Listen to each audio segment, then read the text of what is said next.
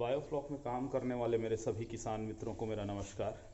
मेरे बायोफ्लॉक किसान भाइयों, जो जितने भी मेरे फिश फार्मर मेरे दोस्त हैं, भाई लोग हैं, उन सभी को मेरा नमस्कार है। और काफ़ी दिनों के बाद आज मैं पुनः बायोफ्लॉक विषय को लेके आप तक उपस्थित हुआ हूँ।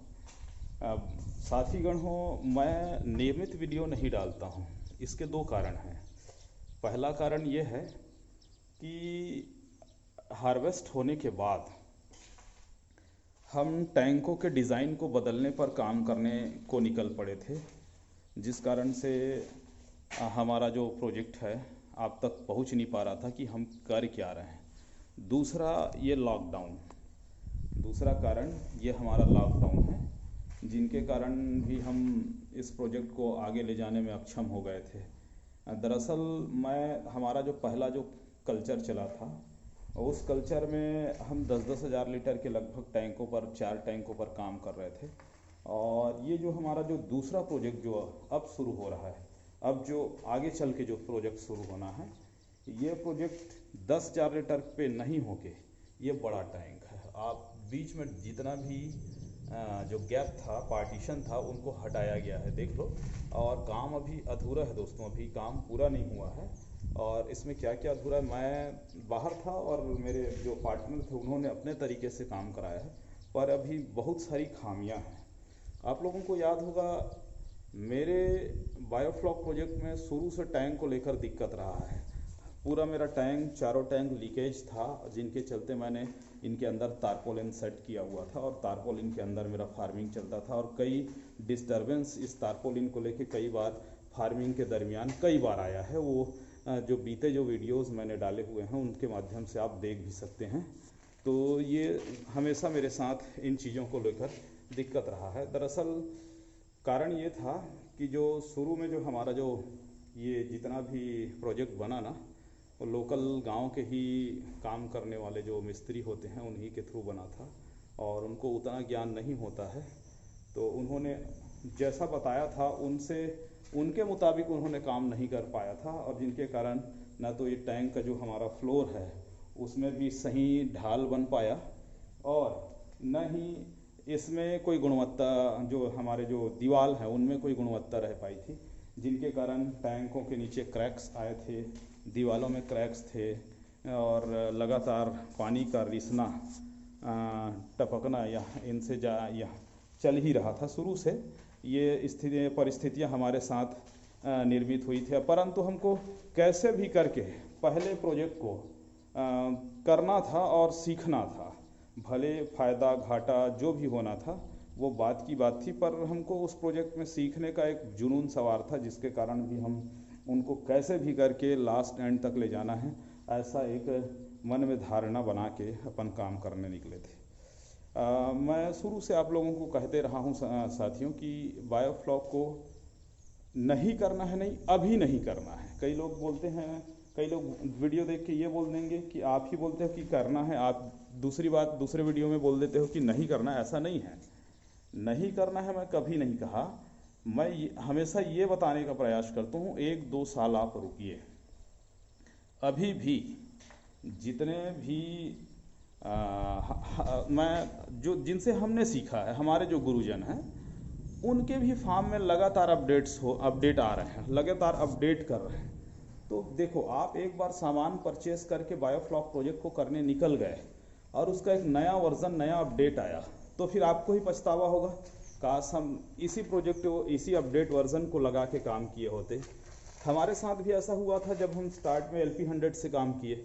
हमको लगा LP100 सफिशिएंट नहीं। जब फार्मिंग करोगे तो आपको सब में तुरंत समझ में आता है कहाँ कहाँ हम ये सब सामान खरीद डाले करके। तो यही होता है, रोकने का मकसद साफ है, आपको एक बार से दूसरे बार उस प्रोजेक्ट को अपडेट करना मत पड़े, कम से कम अपडेट हो आपके इन सामानों, क्योंकि सामान सस्ता नहीं होता, बहुत महंगा होता है। 20-20, 25-25 हज़ार के एक मोटर यूनिट होते हैं, और इसी में यदि पूरा एरिएशन सिस्टम पे ही अपडेट आते जाएगा लगातार, तो आप तय नहीं कर पाओगे कि हमको करना क्या है। तो इन्हीं कारणों से मेरा रोकना और घाटे से बचाना मेरा सबसे बड़ा उद्देश्य होता है, जितने भी बायोफ्लॉक के फार्मर हैं। और मेरा अपडेट साथियों लगातार बिल्कुल नहीं आएगा, महीने, 1.5 महीने, 2 महीने लग ही जाएंगे, महीना भर तो लगेगा ही एक वीडियो डालने में, क्योंकि प्रोजेक्ट में ही कुछ नहीं है तो मैं अभी दिखाऊं क्या आप लोगों को। तो ये मेरे साथ हैं और इसी बीच ये इस प्रोजेक्ट में घाटा तो हुआ ही है, काली घटा भी साथ में है। घटा और घाटा का एक मेल जोल मेरे साथ बना हुआ है। बारिश शुरू हो गया दोस्तों, मैं बोला आज एक वीडियो आप लोगों को दे ही देता हूँ कि मेरे फार्म पे क्या चल रहा है, ये मैं पहले बता दूँ आपको।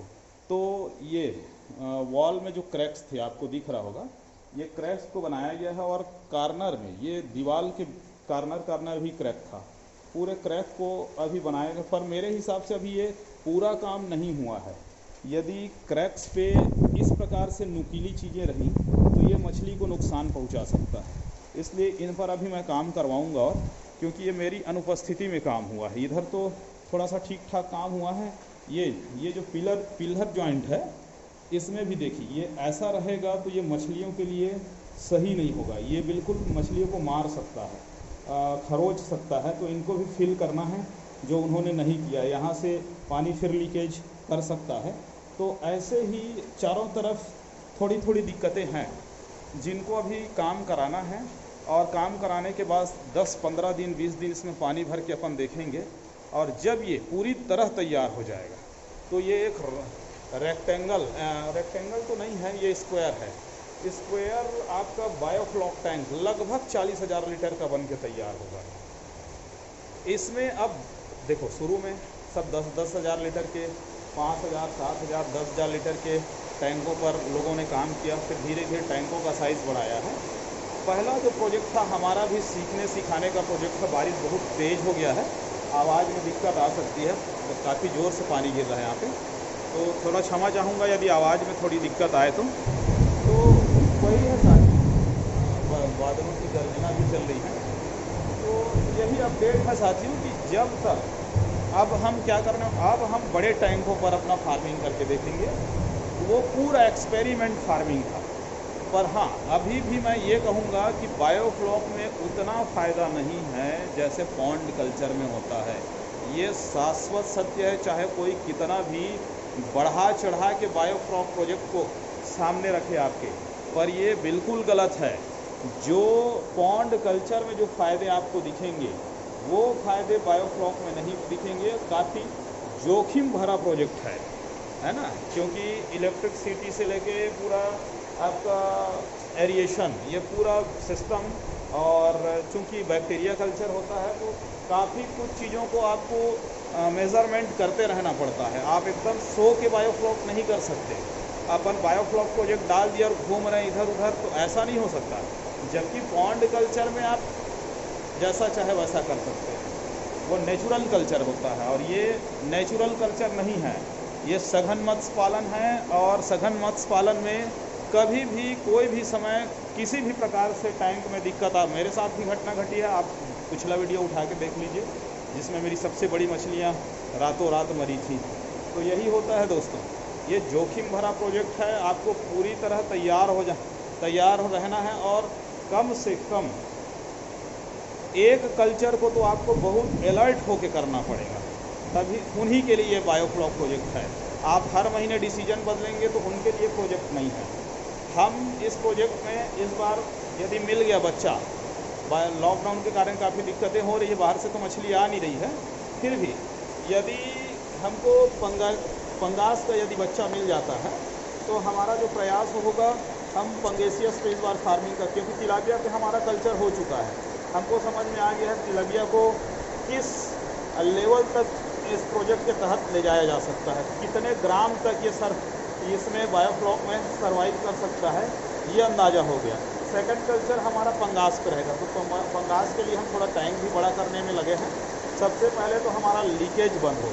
ये लीकेज यदि बंद नहीं होगा तो हम अब इसमें प्रोजेक्ट नहीं कर पाएंगे, क्योंकि बीच में पहले पार्टीशन होता था तो तारपोलिन लगा लेते थे, लेकिन ये सेंटर पिलर है, ये सेंटर पिलर के चलते हम तारपोलिन अब लगा नहीं पाएंगे, तो ये दिक्कत आने वाली है। तो ये यदि लीकेज हमारा ठीक हो जाता है तो ज़रूर आपके सामने नया नया अपडेट बायोफ्लॉक को लेके आता रहेगा।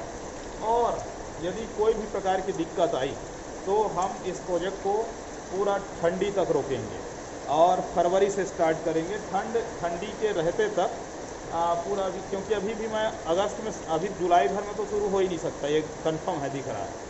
15 अगस्त के आसपास मैं फार्मिंग करता हूँ। सितंबर, अक्टूबर, नवंबर 3 महीने का कल्चर मछली लगभग 50 से 100 ग्राम के आसपास जाएगी और मेरा प्रोजेक्ट ठहर सा जाएगा फिर 4 महीने। वही सर्दी का सीज़न चलेगा और कैसे भी करके मछली को बचाना, यही एक टास्क रह जाएगा मेरा।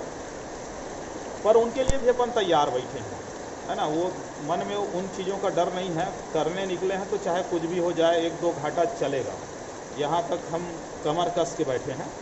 और हम प्रोजेक्ट को बायोफ्लॉक और पॉन्ड कल्चर से रिलेट करके चलने वाले हैं। देखते हैं, यदि हम बायोफ्लॉक में छोटी मछली छोड़ते हैं, यदि मछली 100 ग्राम आई तो उसको ठंडी के दिनों में हम पॉन्ड कल्चर में भी शिफ्ट कर देंगे, ऐसा भी योजना है। पॉन्ड कल्चर में भी हम वही साइज़ की मछली छोड़ के रखेंगे। यदि हमको लगा कि हमारे पास अब तैयार है, थोड़ी ठंडी जा रही है, वहाँ से शिफ्ट करके यहाँ लाके भी हम कल्चर करना शुरू करेंगे। तो ऐसे कई चीज़ों को लेकर, 2-3 चीज़ों को हम साथ लेकर चल रहे हैं कि कैसे इस फार्मिंग को आगे बढ़ाएं। तो इस वीडियो में बस दोस्तों थोड़ा सा इंतज़ार करिएगा और बायोफ्लॉक के झांसे में तत्काल मत पड़िएगा, आप सबसे मेरा निवेदन है, क्योंकि आपका ही पैसा है और डूबेगा आपका। मैं आज भी बोल रहा हूँ, 100 में केवल 10 फार्मर इसको सही तरीके से कर पाएंगे, 90 लोग फंसेंगे। आप माने या ना माने, कोई भी ट्रेनर चाहे आपको कितना भी बढ़िया बात बता दे, पर मैं बता रहा हूँ, क्योंकि मैं फंस गया हूँ ऐसा बिल्कुल नहीं है। मैंने अपना कल्चर सही तरीके से निकाला है, पर उस दरमियान मुझे जो तकलीफ़ों का मुझे सामना करना पड़ा है, उन्हीं को लेके मैं आप लोगों को आगाह कर रहा हूँ कि थोड़ा रुकिए। इतना महंगा प्रोजेक्ट आप लगा रहे हैं तो उनको पूरा अच्छे से समझ जाइए पहले। 1-2 साल रुकने में जाता क्या है यार, हमारा पैसा बचेगा। यदि हम एक हड़बड़ी करेंगे तो फंसेंगे, इसलिए आप 1-2 साल रुकने का प्रयास करिए, इनको और रिफाइन होने दीजिए। देखो लगातार अपडेट्स क्यों कर रहे हैं हमारे भी जितने भी गुरुजन हैं बायोफ्लॉक के, वो लगातार अपडेट क्यों कर रहे हैं, क्योंकि उनको समझ में आते जा रहा है कि ये इस प्रोजेक्ट को बड़ा चलाने के लिए, बढ़ाने के लिए हमको इन इक्विपमेंट से काम हमारा नहीं चलने वाला है। हमको इनके लिए आगे मतलब आगे का अपडेट्स चाहिए ही चाहिए, ऐसा उनका भी एक सोच बनता है। करते करते उनको भी समझ में आते जाता है और इसीलिए लगातार अपडेट उनके भी फार्मिंग में हो रहा है। तो आप लोग रुकिए, आप लगातार अपडेट, हम छोटे फार्मर नहीं कर सकते इन चीज़ों को। जो बड़ा फार्मर है, बड़ा किसान है, वो आसानी से कर लेगा, लेकिन छोटे जो 2 लाख 4 लाख लेके जो फार्मिंग करने निकले हैं, वो ऐसा बार बार नहीं कर सकते, क्योंकि 4-5 टैंक से आप फार्मिंग करेंगे तो ज़्यादा नहीं, केवल 40,000 50,000 रुपया निकलेगा, उससे ज़्यादा नहीं निकलने वाला 1-2 कल्चर में। और साल भर का कल्चर चलता है जैसे तैसे करके। वो अलग बात है कि इसको 2 कल्चर निकाला जा सकता है, लेकिन उनके लिए पूरी परिस्थितियाँ आपके अनुकूल होनी चाहिए। ऐसे लॉकडाउन रहेगा तो आप नहीं कर पाएंगे। सबसे पहले तो सीड स्टॉक आपके पास होना चाहिए। कई परिस्थितियां हैं, उनको अगले वीडियो में बताते चलेंगे कि आपको 2 कल्चर कैसे निकालने हैं, सिंगल कल्चर कैसा करना है। पर रुकिए, मेरा आप सभी से निवेदन है, थोड़ा सा ठहर जाइए।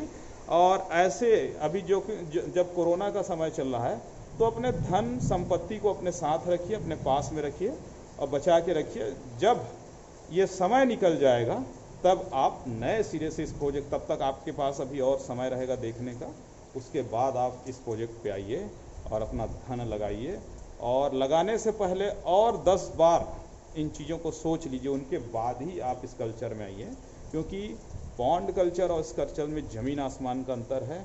इन्हीं बातों को लेके ये और कुछ अपडेट हमारा जो देना था आप लोगों को मित्रों, इन्हीं सब चीज़ों को लेकर आज मैं उपस्थित हुआ था।